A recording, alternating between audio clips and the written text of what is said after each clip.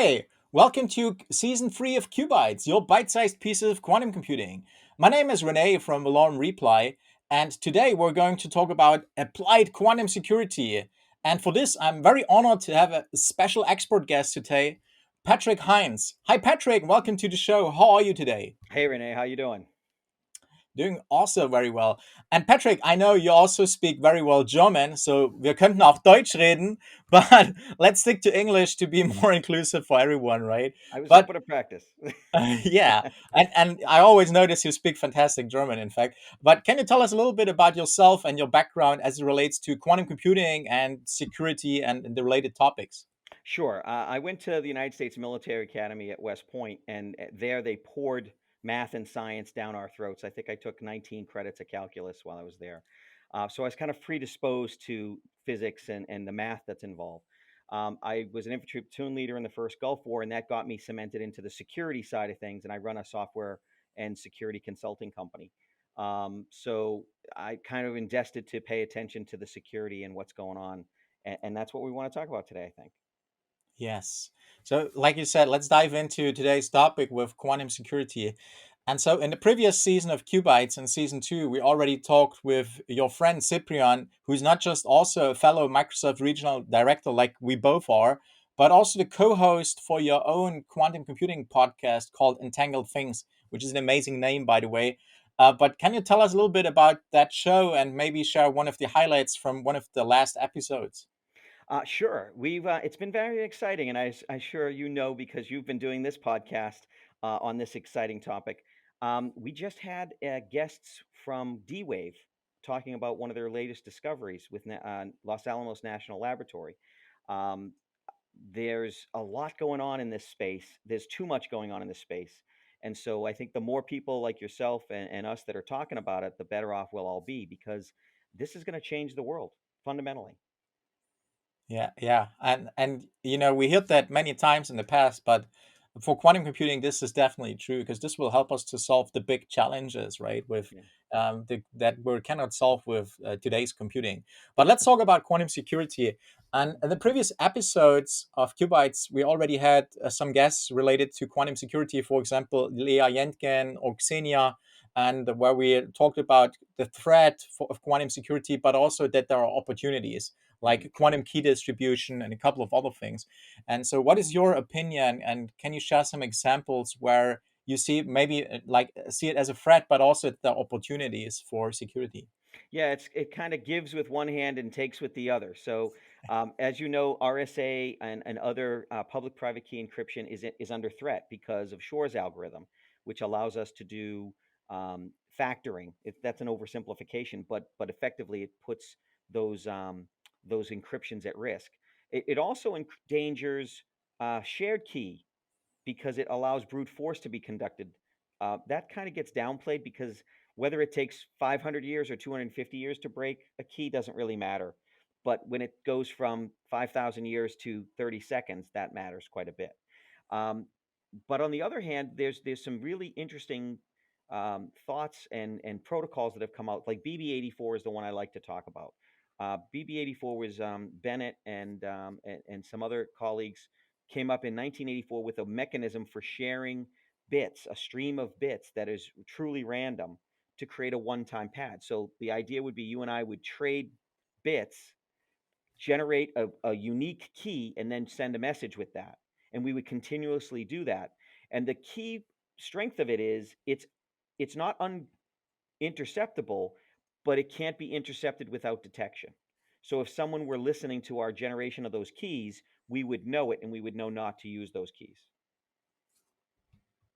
So basically, you can identify if there's a man in the middle attack happening, right? And Mathematically, yeah, it's based on the probabilities. There's no mistaking the signature if someone's listening, and that's very superior, as you can tell, to the way yeah, we do things now. exactly. And this is also being distributed with satellite communication, right? That you can use actually satellites that are orbiting around Earth for this super secure communication channel, right? Yes, the idea is that you want to. Um, I mean, the limits that are being pushed is how far and how fast, how Yeah. many bits. We're still not at the point where you can encrypt a video stream. I don't think.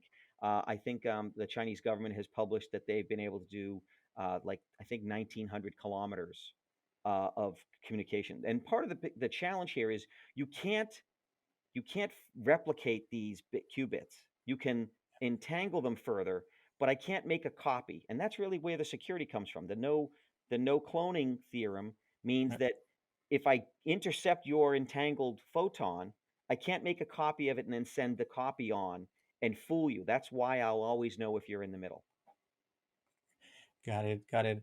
And so, like you also said, it's also a threat for the security and the current basis of basically secure internet communication, right? Which is, um, based on cryptography, and that can be with Shor's algorithm can be cracked easily once we have enough powerful quantum computers in the end, right?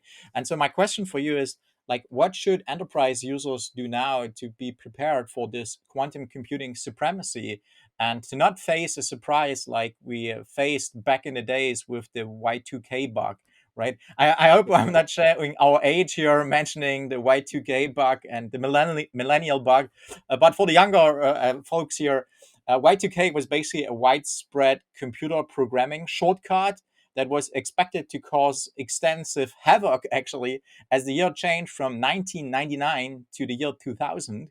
Because most systems, or not most systems, but some systems had the year encoded only with four characters, with two characters instead of four, right? Right. So they were thinking when it switched to 2000, it switched to 1900 and not 2000, right? That was basically the Y2K bug. Right. In the end, it all went mostly fine because major systems were actually upgraded in advance before to handle now years with four numbers and not just two digits. And so that in the end, worked out because a lot of companies finally realized, oh, we have to do something because otherwise we might face this big bug happening at midnight when we reach the millennium. But anyhow, so what should and we of course learned the lessons, right? And what do you think should enterprise users do now to be prepared for this quantum computing supremacy, to not be faced, over midnight, basically by, hey, all our security algorithms are broken now, basically. I think that's a very, very important question because there's a lot of different ways you can handle this. Some people would say, well, quantum computing's been coming for 10 years, for 50 years. That's not true anymore. We've got systems with qubits and they're going up at a fairly rapid pace.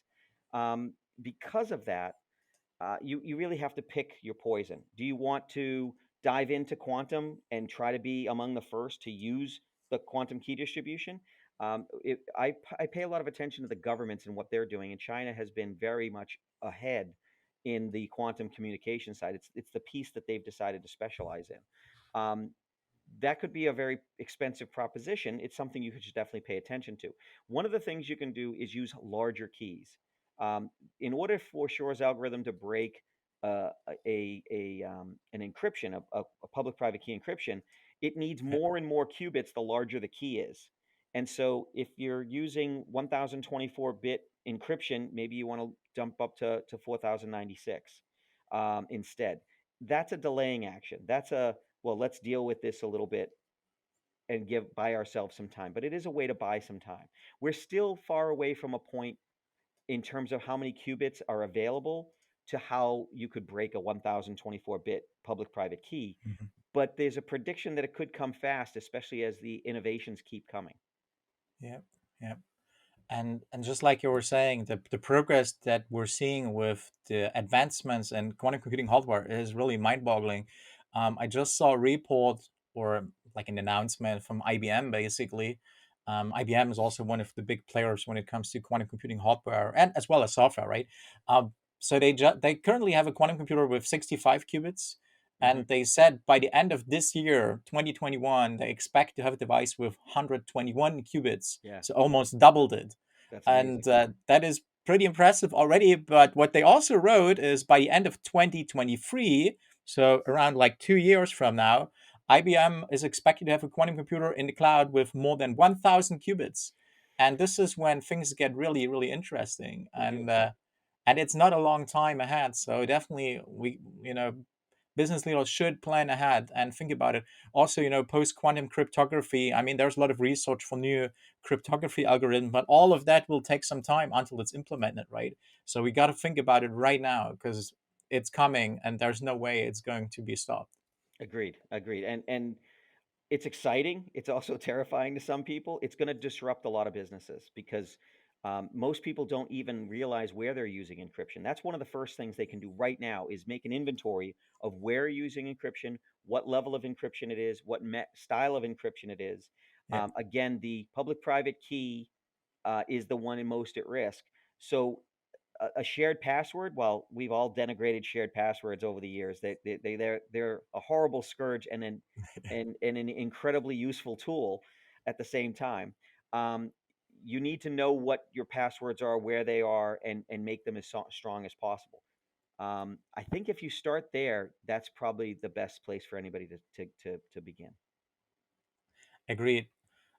Well, we're already at the end of the show. We could talk for many more hours around this topic. But anyhow, thank you so much, Patrick, for joining us today and sharing your insights. It's very much appreciated. Vielen Dank. There we go. Gerne geschehen. And thanks everyone for joining us for yet another episode of QuBites, now season 3. Watch our blog, follow our social media channels to hear all about the next episodes of QuBites season 3. Take care and see you soon. Bye bye.